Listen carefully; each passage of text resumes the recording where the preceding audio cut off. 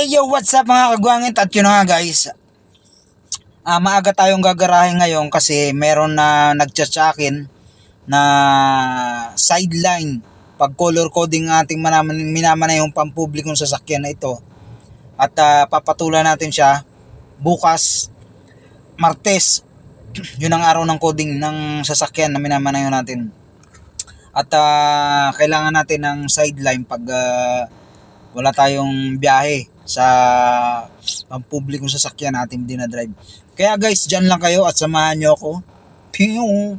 At ayun na nga guys, gabi na. At ang oras ay alas 7:56.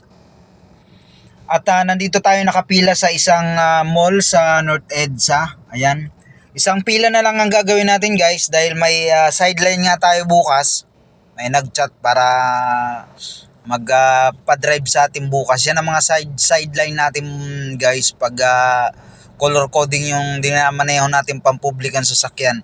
Ayun guys, samahan nyo lang ako, dyan lang kayo. At ayan na nga guys, ang sinasabi kong sideline ni mamang taxi driver ngayon ay isa namang tayong truck driver. Kasi meron sa ating nag-chat at nagpa-drive. Ang laman ng truck na yan ay mga plasticware.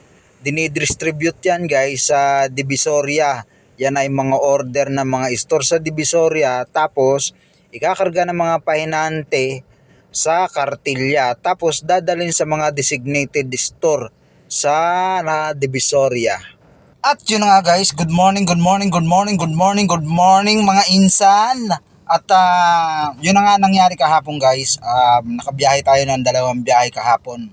Bali yung huling biyahe Divisoria. At yun ang sideline natin guys pag color coding yung ating minamanehong pampublikong sasakyan. At ngayon, kahapon ay truck driver tayo. Ngayon balik tayo sa pagiging taxi driver. Ayun guys, maraming salamat sa panonood. Babush!